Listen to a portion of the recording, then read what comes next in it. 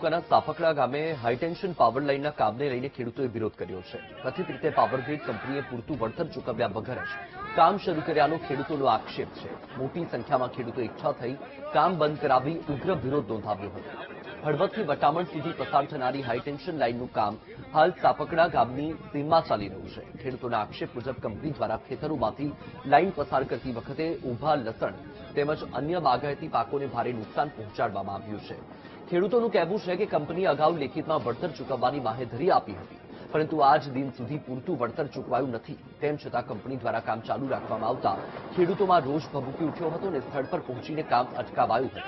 ખેડૂતોએ ચીમકી ઉચ્ચારી છે કે જ્યાં સુધી લેખિત કરાર મુજબનું સંપૂર્ણ વળતર નહીં ચૂકવાય ત્યાં સુધી કોઈપણ સંજોગોમાં કામ કરવામાં દેવામાં આવશે નહીં.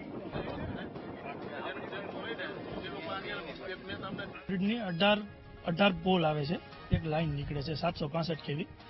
હવે લાઈનમાં સાહેબ મેન અટકાવવાનું કારણ એ કે અમને મુઆવજો જે પ્રમાણે કીધો ને એ પ્રમાણે પૂરો મુઆવજો મળ્યો નથી, એટલે અટકાવવાનું મેન કારણ જ મુઆવજો નથી મળ્યો.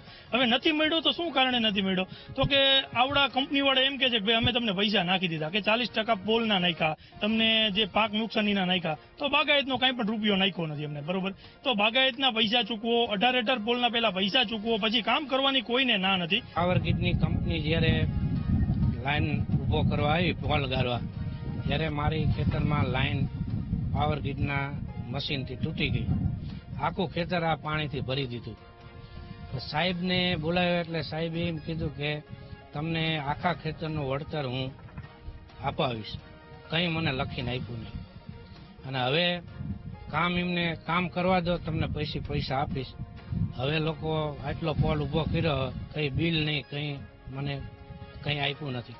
મારા ખાતામાં પૈસા નાખ્યા છે 3,32,000 રૂપિયા નુકસાનીને. મને ખબર નથી કે આ તમને સીના નુકસાની શું.